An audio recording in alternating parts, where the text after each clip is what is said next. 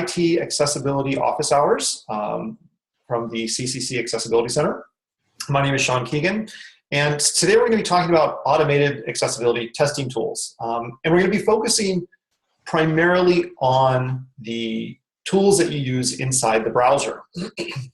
There's a lot of different tools out there, so I really just wanted to kind of pick a few that I found useful, that I know a number of other people enjoy using, and talk about those. And as with everything with the accessibility or the IT Accessibility Office Hours session, this is really a chance for people to ask questions.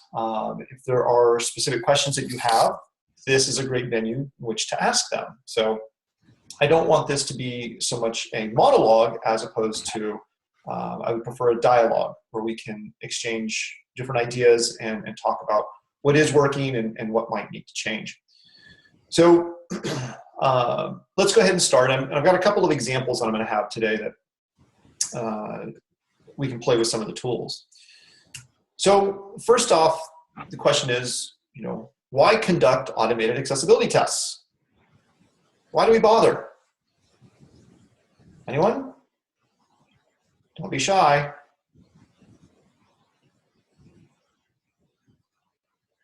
Come on, you can hit that unmute button. Why do we do this? Is it because we have nothing better to do? Is it because we like playing with technology? That part might be true.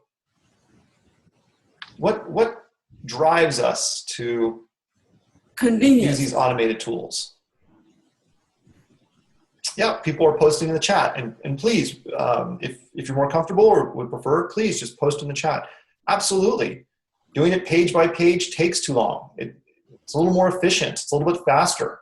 To really do a full accessibility test, we do need to use a combination of automated and manual techniques. Yet, a number of those manual techniques can be automated, can be fast-tracked. And so we can go through page content rather quickly to identify where we're really running into issues. So as an example, we've got a situation where, for instance, here's where I talk about some of the advantages. We've got the quick assessment. We can identify where might be a baseline issue, and really go through and identify, are the issues in the template or are they in the content, right? And if we're seeing a lot of accessibility errors and issues in the content, well, then we also know where we can try to focus some of our attention in terms of remediation. The downside to automated tools is that they tend to identify the technical issues, not always the functional issues. So, we're only really evaluating a small part of the accessibility issues on a page when we're using some of these automated tests. We're not able to go through and definitively say with 100% certainty that this page is fully accessible if we're just using these automated tests. So the example we used last month, where I had this lovely picture of Jar Jar Binks, which I'm sure many of you remember or perhaps tried to forget. And from a code level, you've got an IMG, an image, right? And so the requirement is for every image, we need to have some type of text description. And this is most commonly provided by the alt. And so where the automated tools come into play is that it will scan the code. It'll identify the presence of the image tag. And then it looks to see whether or not there's a corresponding alt attribute. I'm sure many of you guys have heard this before, but it's an attribute. It's not an alt tag. Image is the actual tag. So they're looking for that alt attribute, that alt that provides that description. So the automated tools can go through and say, hey, I found this image and you're missing an alt. That's an accessibility fail. And so you need to go back and fix it. And as we all know, if we were to put an alt in there, it would probably be most appropriate to have, alt equals Jar Jar Binks, the most despised character in the Star Wars universe, probably slightly ahead of the Ewoks. So the issue in this case is that the automated tools can find out what's actually present in the code, but it can't necessarily determine what is appropriate content. I was reading a recent blog post a while back, and there was some mention that Jar Jar Binks was actually George Lucas's favorite character. Go figure. And so in this case, if this was an article that involved George Lucas, this might not be necessarily correct. So perhaps somebody would need to manually review this. But from an automated perspective, you can go through and say, if you've got an image tag and you're missing the alt, then this is going to pose an accessibility issue, and it's an accessibility error. So at its very simplistic manner, that's what the automated tools are doing. They're looking at the code and saying, here's the problem, you're missing something, or you may have it incorrect in terms of what's appropriate and valid. So let's talk about some of these in-browser tools. Now, I know we just mentioned, one of the advantages of these automated tools is that they can scan many pages at once, and that's absolutely true. We're actually going to be talking more about those enterprise scanning tools next month. This month, we're going to focus on, and for this session, we're going to be focusing on these in-browser tools. Most of these are free, and it's something that you can go ahead and install in your toolbar, whether you're using Firefox or Chrome, and play with it. So I'm just going to touch on a few of these that I enjoy using and that I turn to on a regular basis. I tend to use some more than others, but I think there's different values, there's different advantages to having these tools and using them in different times. So I like to think of these as multiple tools in your toolbox. Usually an indicator of someone who is literate and well, and very familiar with the different techniques and capabilities of these tools. Is you go into someone's tool shed and they'll have 17 different types of chisels for different types of purposes. So I kind of like to think of it as that way, is that I have a whole bunch of these browser plugins because you never quite know which one's going to work the best for you depending on the given situation. So let's talk about Wave. Wave is one that's really common and tends to be very popular with individuals. And it's a great entry-level tool to use. It does a page-by-page checking. You have to go to the page, visit the page, and then run the actual evaluation. But the advantage of this is that it can run within the browser. There's no external communication. It's not going back to a server. So if you're testing pages, either behind a firewall or behind an authentication scheme, or you're maybe it's on a development system where you don't want to expose it to the outside world, Wave works really well in that capacity because it's all happening in the browser and not going externally. And there's a nice little code view. So not only does it show you the error visually, but then it kind of shows you where the code issue is actually happening. So I'm going to do a new share really quickly here. And I'm going to pull up this Accessible University and kind of do a quick demo of the Wave tool. People can ask if people have any questions. So I hope this is still coming through for everyone right now. Is everyone seeing the screen? We're now at Accessible University. Yes. Awesome. I heard a very quiet yes. Yes. All right, excellent. So the Accessible University is actually a demo site that was put together by Terrell Thompson a while back. And I'll show you a couple demo sites where there's basically many problems with it. But this is one example. He redid this about a year ago, I want to say. And it's got a number of common accessibility issues on it. And so I like to use this as kind of and to a certain extent, a little bit of a benchmark when I'm trying out tools to see what it captures and what it may not capture, just how it performs. Now, with the Wave tool, there's a couple different ways to access it. If you notice in my interface, I've got this little W in the upper right-hand corner of the Wave, of my Chrome browser. And I'm just using Chrome today. You can also use this in Firefox. You can also do a right mouse button click and choose Wave this page. Okay.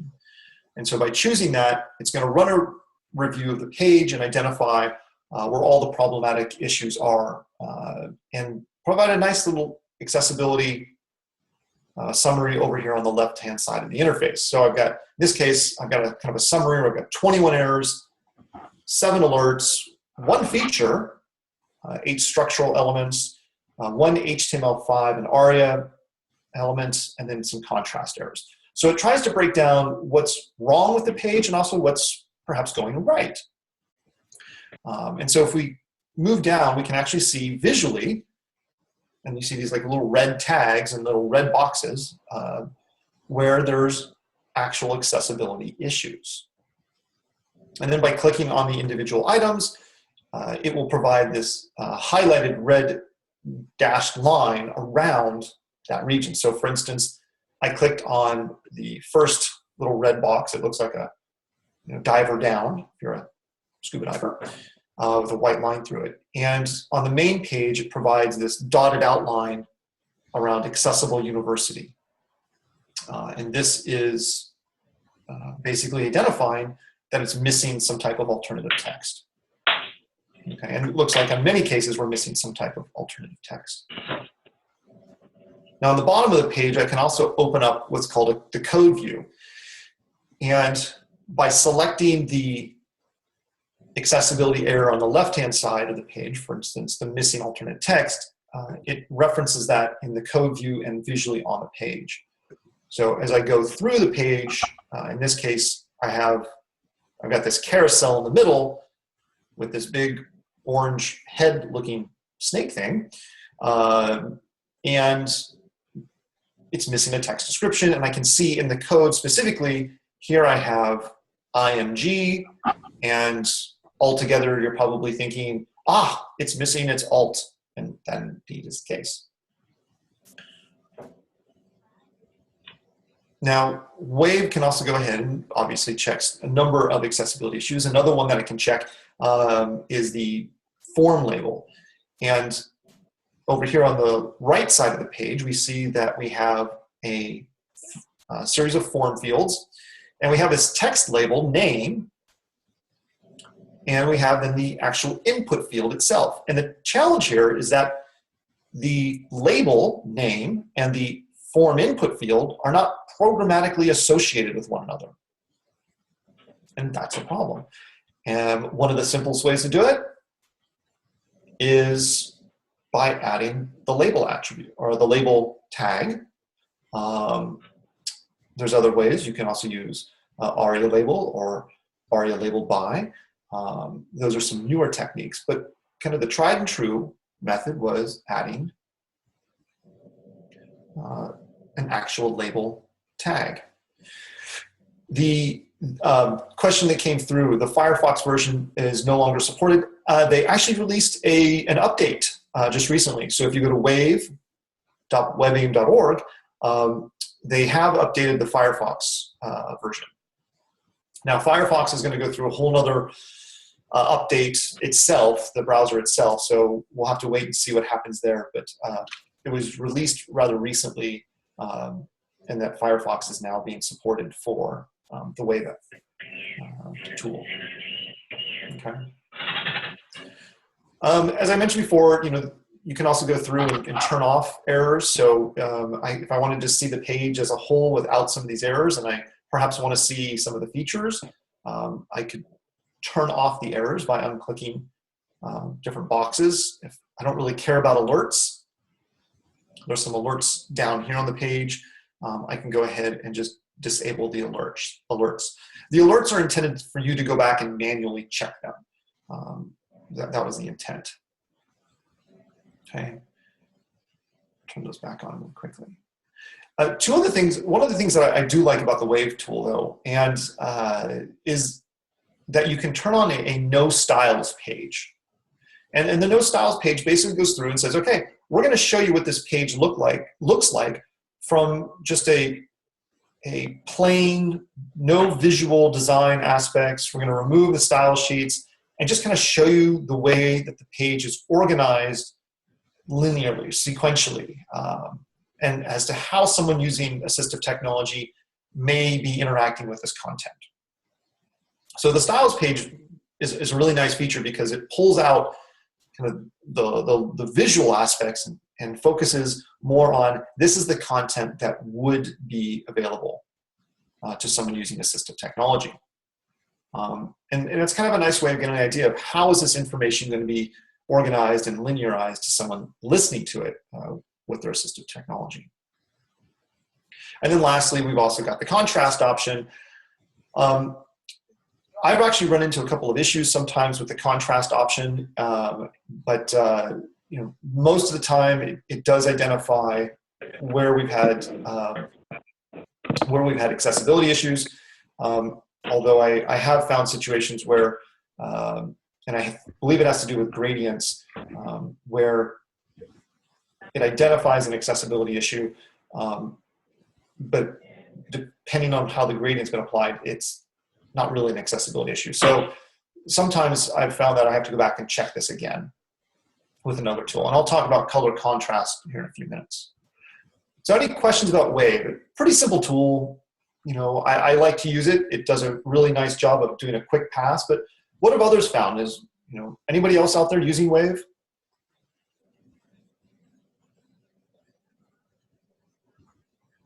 Hi, Sean. Dave Stevens from Duke College. Yep.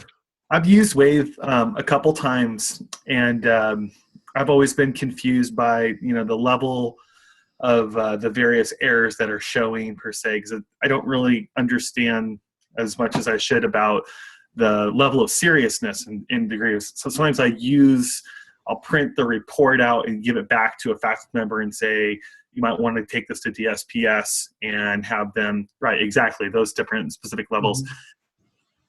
Can you speak a little bit more to the ones that, instructional technology folks like myself should really be aware of? Because I know we can't sit there and pin them down on every little thing that's on the page. Right. I think the big ones and that's actually I'm going to answer that in two ways. So the big ones, in my opinion, usually fall under WCAG 2A. Okay. And so if you have a number of issues under WCAG 2A, those are going to be serious enough that it would absolutely block a person from interacting and consuming the site content. Okay. And so if Wave or any of these other tools at a WCAG 2.0A level throws the error, then those are kind of a must be addressed. There's a secondary part to this I think that's important, is that while you may pass A, manual checking becomes important too, because if you can't access the content with the keyboard, then you've got other issues. Right? It might be purely mouse driven. And so anyone using the keyboard or a mobile device, an iPad of types, or a touchscreen interface, they are potentially going to run into some issues as well. So I tend to look at this and say, okay, when I run the filter and say, okay, I'm going to focus on where are my more critical issues, WCAG 2 level A is kind of my starting point. If you're dealing with video content, actually no, video would be covered under A2. Yeah. So that would be probably my starting point. If I was coming in and taking a look at this and having a huge report back, I would hit A first and see where we're at with that. And if there's no errors under A, fantastic. We move right on to double A. Does that help answer the question? Absolutely. I think the other part of this that can be really important, there's a couple other tools I'll touch on here in a second. The no styles aspect, I think, is also very helpful, because oftentimes what I've seen is content that is on the page, but there's no sequential order to it. And I think the no styles aspect helps provide some context from a cited perspective as to how this information is going to be contained and organized. And so there may be a style and intent, design intent that for instructional content. And then when you see it without the styles applied, that content may not make any sense. So that's the other part of the tool that I kind of like to say is, try and see what it looks like from a styles perspective. Sean, one more question about Wave before we move on. So yesterday a large part of my day seems to be consumed by evaluating LTI interfaces in Canvas. And we're looking at a lot of open educational resources. So yesterday we were looking at a product called CK12, which is almost exclusive for K-12. And all of their content was in HTML5. And we found tons of issues with our content using the Wave accessibility tool. And when I asked the vendor to respond, they said that's really up for schools to, decide about. I just really couldn't help. Is the Wave evaluation tool something that you think that private vendors should be using prior to approaching institutions? I think they should be using one of several tools, whether it's Wave. That might be one option. This actually is a nice segue. Wave is a very visual tool. And sometimes, particularly people who are developing content from a development house perspective, they may find it more advantageous to use a slightly different tool. So let me talk about that. So another tool that's out there, and let me bump back to the presentation really quickly, is something called Axe.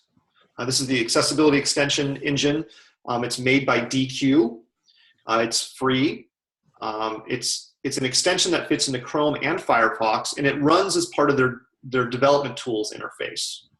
Okay, and I actually really like this one. A number of low false positives. It doesn't flag everything. It really just focuses on what are the accessibility issues from a development perspective. And so when I'm working with vendors specifically, I tend to like Axe because it speaks to developers on that code level basis, right? Let's see. So I'm going to actually post. Oops, give me a second here. So in the chat region, I'm actually going to post the information for Wave, and then I'll get the link to DQ. I'll post in there as well.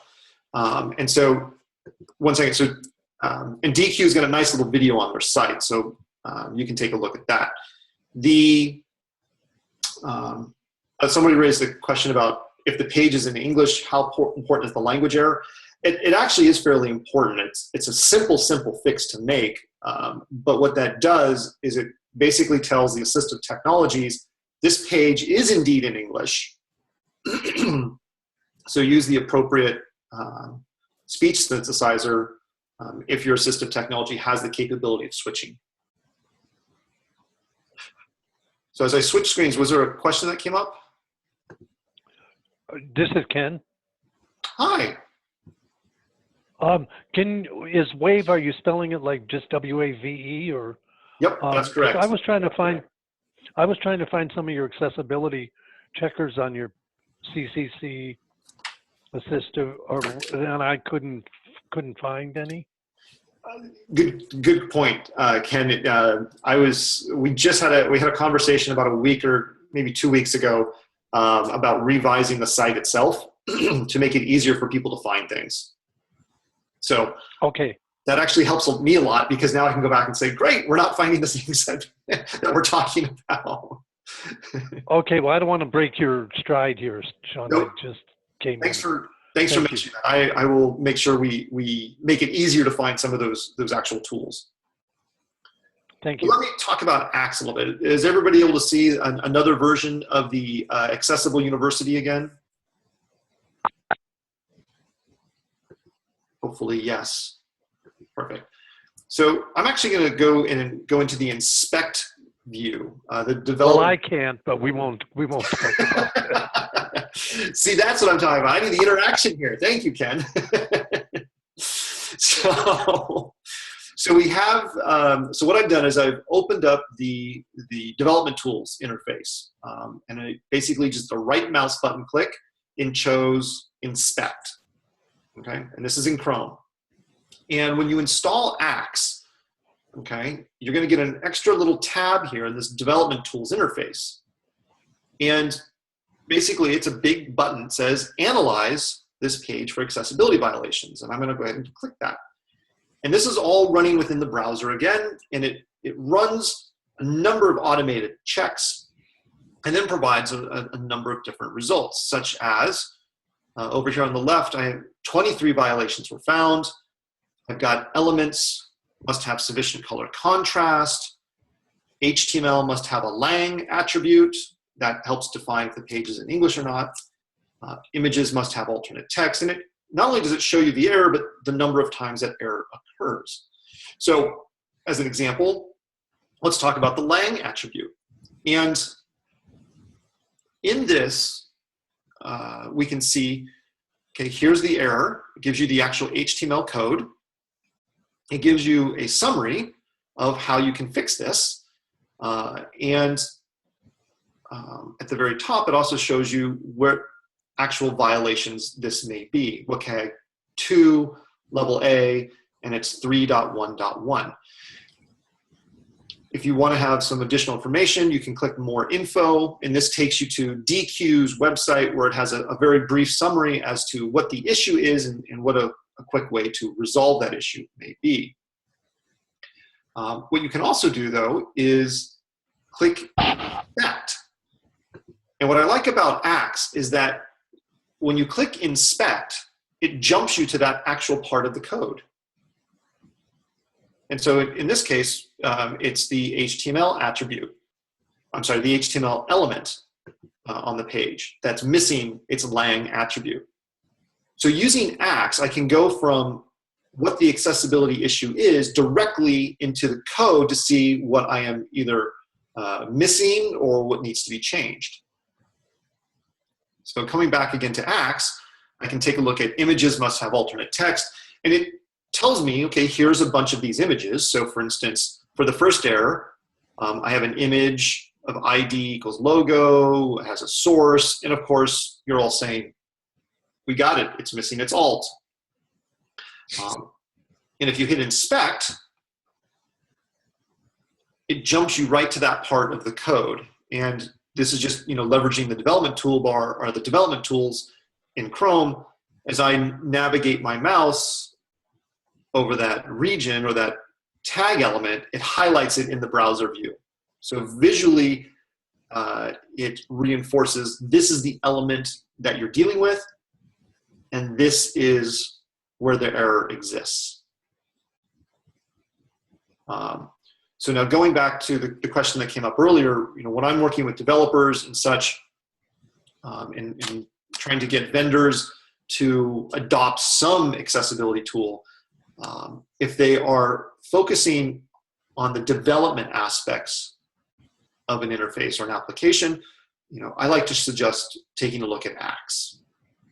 If they're much more content-oriented and not familiar with the code perspective, then I think Wave is a good tool, and I've got another one here that I can show you in a few minutes.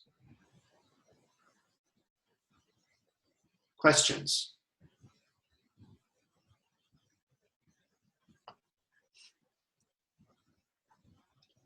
Show you a couple other ones. What is Axe AX or what is it?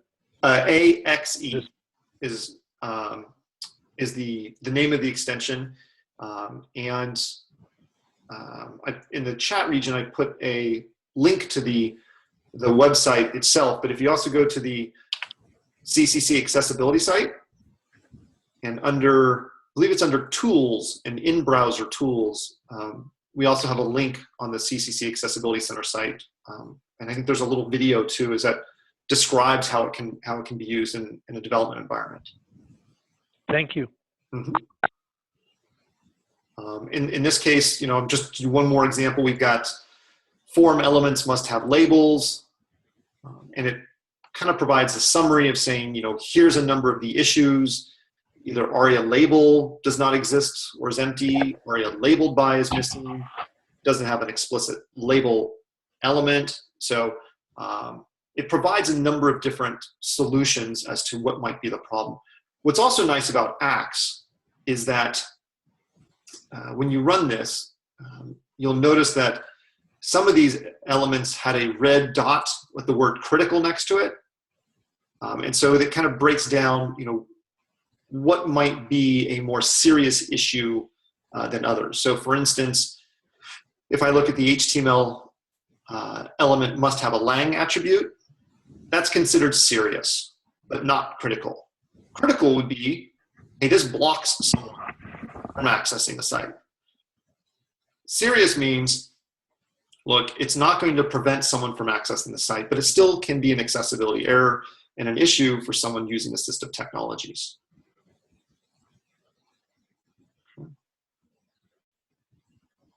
So Axe is a handy tool, I think, for communicating with developers in terms of a tool that works in their world. Not that Wave can't, and sometimes Wave is valuable for providing that visual reference and reinforcement. I've also spoken to a number of developers who prefer being able to get in and understand the exact code issue and how Axe functions. And they're not so much concerned about what they're doing right, but they need to know what they're doing wrong so as to address those issues as part of their development lifecycle.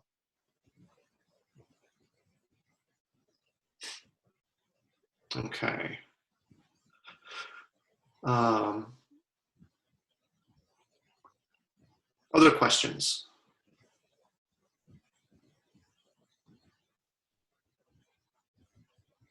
All right. So coming back, so we've got Wave and we've got Axe. And I think they tend to work in kind of for slightly different audiences. Another development-based tool, though, to be aware of is something for Chrome. It's called the Accessibility Developer Tools. And it's similar in many respects to Axe. It can rank your issues as severe, as a warning, or as a passing or NA. And it runs this accessibility audit and reviews the code from within the development tools environment. Okay, this is also a free plugin and can be downloaded from GitHub.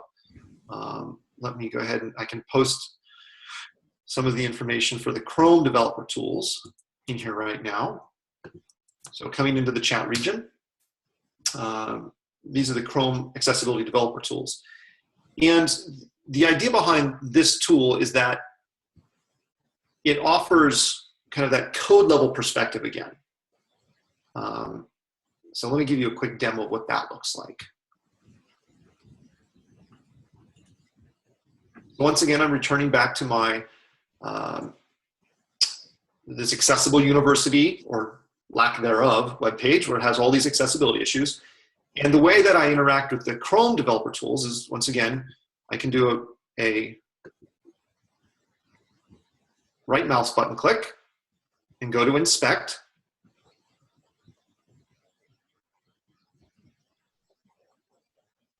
And this time I go to audits.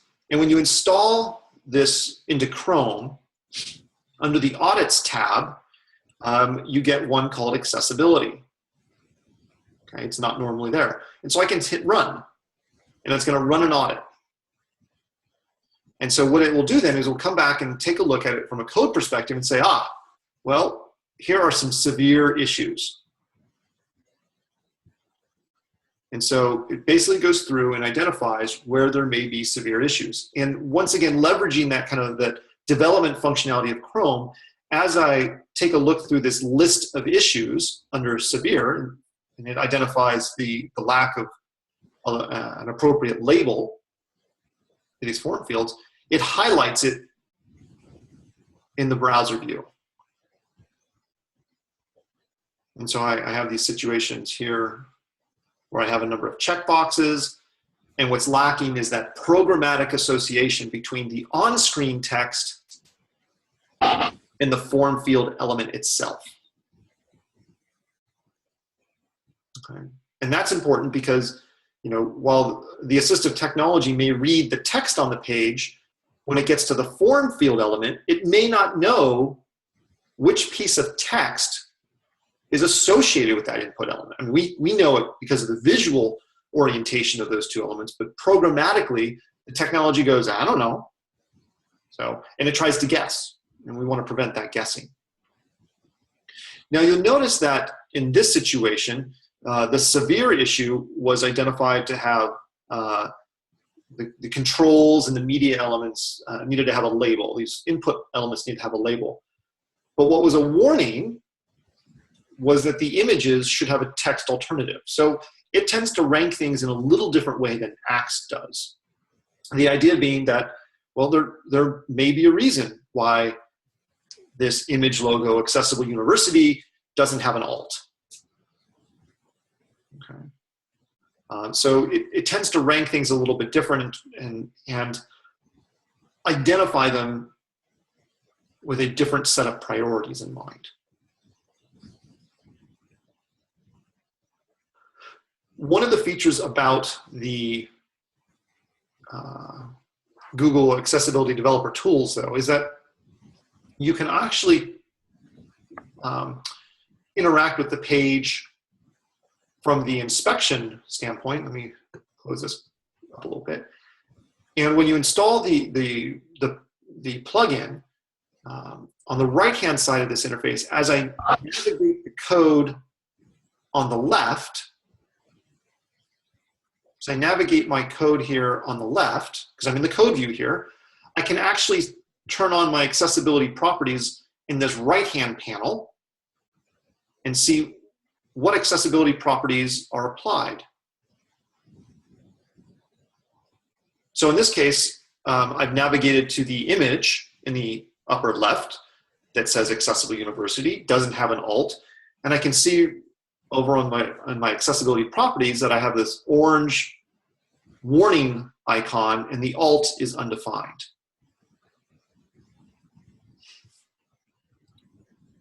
So this is helpful. I can also go through other elements and the accessibility properties are then revealed. In this case, I have an error with my contrast ratio for these elements across the top.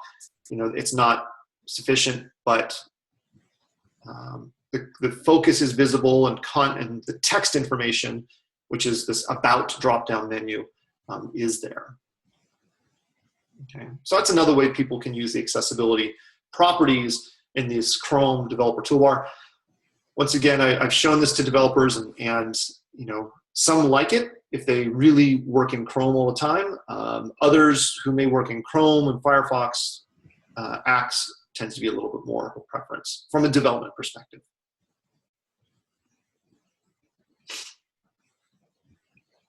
Questions? Hello? Yes. Hi, Sean. It's Tom Hetherington. Hi, Tom. Hi. Hey, how did you get into this part here? What were the steps? Did you do a right click and inspect and then get Correct. into it? And then the ACTS thing is there, but it wouldn't normally be there unless you installed it? Is that Correct. Okay, thanks. Yep, you got it. And if you go, I put the link in the chat region, and if you go to that website, there's a link that'll take you directly to that that plugin for either Firefox or Chrome. Okay. Is this session going to be available later? Yes, we And, are recording Yeah, and the chat information too is available? it. It should be yes. Okay, great, thanks. Okay. So moving right along, let's take a quick break from that, come back to so we've got a couple of different tools now. We've got these, we've got Wave, we've got ACTS, we've got the accessibility developer tools. These are all kind of free in-browser tools, okay? And some of them work in different ways and may be valuable to different people. I'm actually gonna skip over this contrast checker because I want to talk about something called, I don't even know how to say this, but totally is how I talk about it. This kind of goes back to the model of WAVE in terms of what might be useful to someone who's trying to evaluate a page from a visual perspective. Okay. And I don't use this one a lot because I've become more and more accustomed to using WAVE and AXE on a regular basis. But I think this Totally tool, which is based on the Chrome accessibility development tools, actually has a place. So I'm going to do a quick, I'll post the Totally tool in the chat region. It's just come up right now. And let me go ahead and talk about this one really quickly before we go back to color contrast.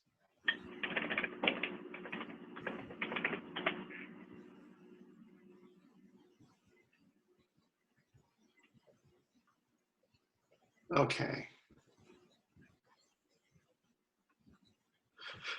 Oops, where'd it go? There we go. I had to be in the right browser. So I'm back once again with Accessible University, the inaccessible version of the page. And I'll post a link to this if people want to try out these tools with this page. But this Totally tool is basically a bookmarklet. You can put it, if you go to that web page, the con.github page, you can actually drag the Totally bookmarklet to your browser's bookmarks toolbar, and you can run it on every page. And what it does, you may see in the lower left-hand corner here, there's this pair of Ray-Ban sunglasses that's available. And it basically kind of does this overlay on the page. And when I turn this on, hopefully you're seeing this, it basically identifies a number of potential accessibility issues, whether it be headings, contrast, link text, labels, image alt text, landmarks, etc. And the way the tool works is that I can click on one of these elements and it will show me visually on the page where I'm running into an issue. So let's talk about, I don't know, contrast. I'm going to click on the contrast option, and visually on the page, it shows me now where I have contrast issues. And then there's a box that pops up on the right-hand side where it actually walks through and says, hey, here's the actual contrast issue.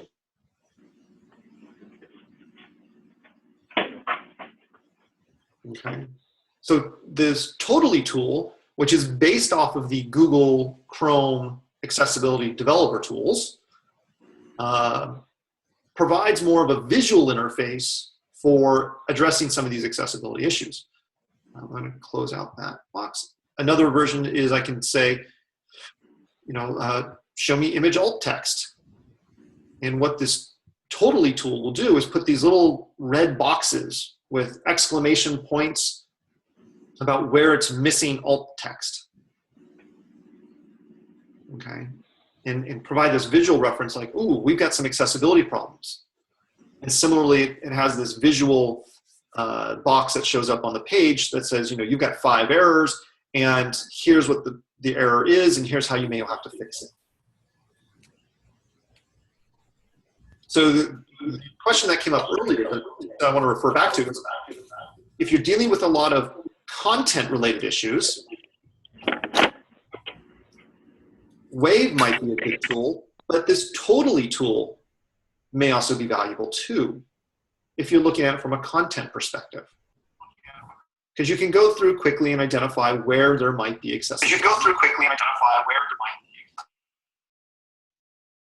If you're working with developers, though, something like the AXE tool, and particularly if you're working with developers who are already familiar with accessibility, something like the AXE tool or the Chrome accessibility developer tools may be more appropriate for their needs.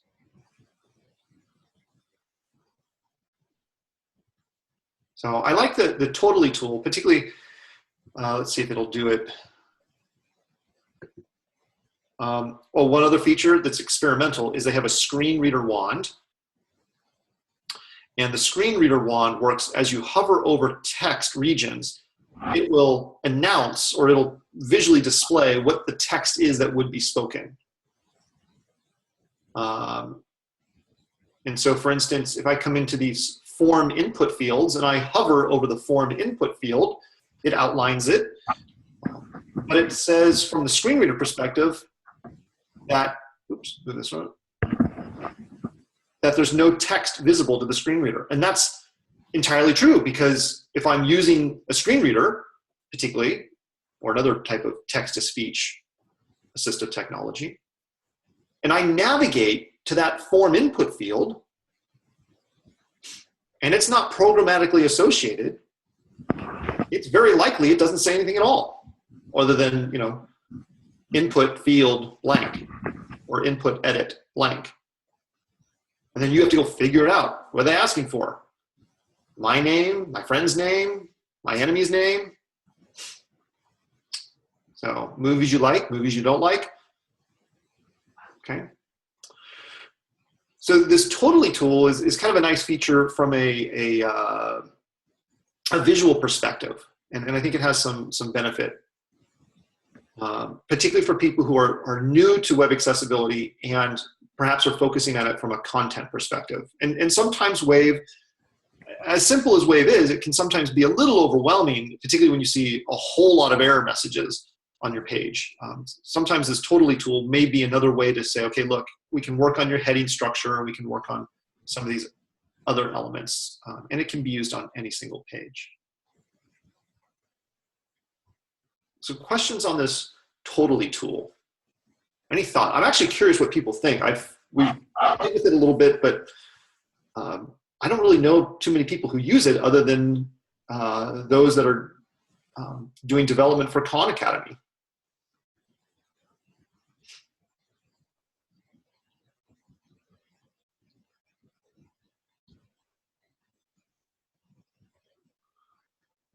Oh yeah, somebody, yeah, the screen reader wand, yeah. Fangs was an older plugin, I think for Firefox, that would help with that functionality. Okay. So let me go back really quickly then to the presentation.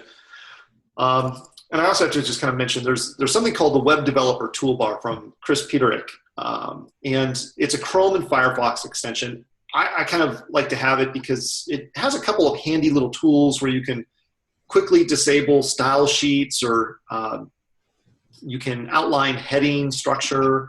You can outline table cells. It's a nice little tool to play with. I'm not going to go into too many details, but if you're interested in that, take a look. It was probably one of the early tools back in the day for Firefox and then Chrome. It's a handy little tool. So I put it in the chat region if you want to take a look at it. All right, let's go back one page really quickly. Got a few more minutes. I want to touch on some color contrast. Someone asked about the Site Improve tool. You know, I just started playing around with it, and I haven't really had a chance to really spend much time with it to see how it compares with some of these other tools. So stay tuned on that one. I'll probably fold that into the next presentation when we talk about some of these, the larger scanning suites and the larger spidering tools. Really quickly, this is a really handy color contrast tool that I like to use when I'm focusing on color contrast issues for a site alone. And it's for Firefox. And one of the nice features is not only does it identify the accessibility issues specific to color contrast on the page, but it has this eyedropper tool that you can also use to kind of check and see how close you're coming. So let me share with you really quickly this page, and I'm gonna put the link in the chat as to what we're looking at here. Let's see, bring up the Firefox. All right, so here we have Firefox, and I'm going to go ahead and enable the color contrast, or the WCAG contrast checker. And the way it works is it basically goes through and identifies what are potential accessibility issues from a color contrast perspective, according to WCAG 2. It also has WCAG 1 in there, but don't even bother. And when you identify what might be the accessibility issue, in this case it's identified as a red X next to color issues, it will then also provide a dotted red outline on the page itself. And on this page, what I'm showing is that there's a color contrast issue between the text, the About, Academics, Admissions, and Visitors tabs across the top, where the foreground and the background colors do not meet the accessibility requirements. They don't meet appropriate levels in order to be 4.5 to 1 or 3 to 1 ratios. And so, and this is at the AA. You can also take a look at it at the AAA level to see if that has any impact. But in this case, we're dealing with just, my suggestion is just AA. And you can run this on a page-by-page basis. So, for instance, if I come along, you can click on a link and it will follow from link to link. So, for instance, if I were to say, okay, I'm going to go to, I don't know, CNN.com, and CNN loads sometime today, maybe. The color contrast tool will also continue to run as the page loads and do an evaluation of the page. And so any moment now, there we go, we'll have an analysis and we can go ahead very quickly and identify where there may be issues on the page. Come on, there we go. Oh, and these are issues that I believe are down below. Oops, I think I went too far. Come on.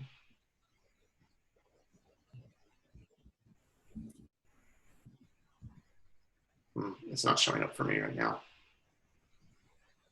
I think I probably pushed this a little bit too far. In any case, you get the general idea that this WCAG checker allows you to kind of test on a page-by-page basis to see what's happening on your foreground and background colors, and to get a better idea of where you might have accessibility issues. And then presents that information in the lower region here to show you this is the foreground, this is the background. If you're dealing with other content, you can also use the eyedropper tool to choose what the foreground color may be. In this case, I'm going to choose the gray color, and the background black. And so I can see that in this main carousel region, the text, AU student wins engineering award for talking robot sign language interpreter. This gray on black does meet the required 4.5 to 1 ratio. Okay. So handy little tool for Firefox, but I would be completely remiss if I didn't also point out another tool that is free that does color contrast analysis, which is called the Color Contrast Analyzer from the Paciello group. So this is a free desktop application for both Mac and Windows. And so really handy little tool. I'm putting this in the chat window right now. If you're going to have any one tool to do color contrast analysis on your computer, this is a really handy one to have, because you can do some of this color contrast, before you've even loaded a page in your browser. Give you an example. Was dealing with a website development the other day, and they had a couple of colors as their primary and secondary colors. Using the color contrast analyzer, we were able to go through really quickly and identify what worked, what didn't work, and how we can modify the primary and secondary colors to meet those accessibility requirements for contrast. So really handy little tool there. And then, as always, if you are a Mac OS person and live, breathe, and die by the Safari web browser, you are truly one in a million. And so Paul Adam has an accessibility tools extension for the Safari browser. So I would suggest taking a look at that. So a couple honorable mentions there. If you're looking to see what are some additional things that are happening around testing tools, and I'll post this to the IT Access list as well, but I've been reading a number of these blog postings and discussions and debates, and as they're looking at these different tools. Some of them are rather interesting. Some of them are not. I've just posted a list of those in the chat region. But they kind of break down what are people finding. I think someone might need to mute their line. What are people finding when they're doing testing tooling and kind of comparing some of these automated accessibility checkers? And Terrell Thompson did a nice breakdown about a year ago in 2016 about a number of these different tools, some of them free, some of them paid for. And so it might be helpful to read his blog post first and work your way back if you're interested specifically in this area.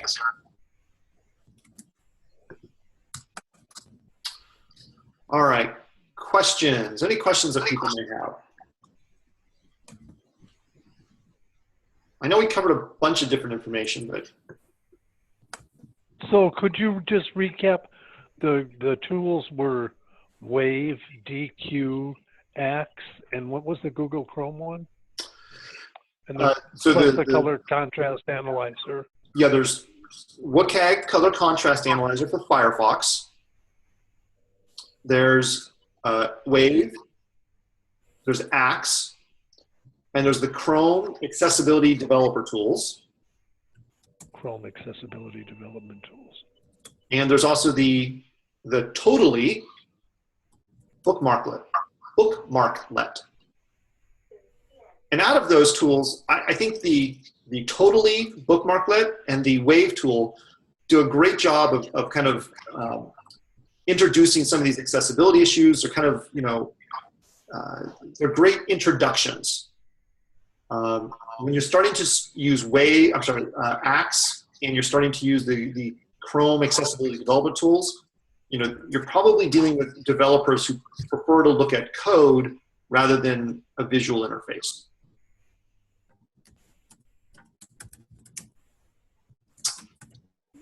Does that help, Ken? Yes. Perfect. Thank you. Absolutely. So next week, next week, March 16th, if you do anything in Google Docs, we've got the Grackle Docs people that will be coming to talk about Google Docs and accessibility support in the Google Docs environment, but also, and this is, I think, the cool part about it, they're free. They have a free plugin. Well, there's different parts. One part of it's free, one part of it costs a little money. But from within Google Docs, you can export fully accessible PDF files. So if your campus is dealing with Google Docs in any way, shape, or form, really good session to be part of, because it'll talk about how you can address accessibility within the Google Doc with their plugin. That part's free. And then they'll talk about what are their export options that support accessible PDF. I've also posted some information about the IT Access mailing list, the Accessibility Center website, and my email address in the chat window. If you have questions, you're always welcome to contact me. Next month, we'll be coming back and talking about automated accessibility tools. In particular, we'll be talking about what are some of the tools that we're supporting from the CCC Accessibility Center. Right now, we are rolling out the Tenon application, and we also have Compliance Sheriff. And so we'll be talking a little bit more about those two tools specifically, as well as what are some of the other tools like SiteImprove and that people are using right now to scan their websites. So the question asked about Are we offering free tools? Yes. And contact me offline. I can give you access to some of those right now. And then next month in April, we'll be talking about those in a little bit more detail during this office hours. How do we get on the IT access list? Sure, I will. Great question, and that deserves a good answer. Well, um, could be. It's like a listserv, Sean. It is a listserv, and what I'll do is I will post the. I'm getting to the page here where I'll post it here in the. It's not coming up. Tom, best thing to do is email me offline. There's a way you can go to the CCC Accessibility Center website, and there's a link from there, or you can email me and I can get you set up. Okay. But it's private to the community college system, so people can share questions and ideas and not have to worry about it being broadcasted publicly. Right.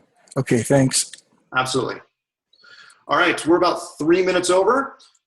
So thank you all very much for your participation today.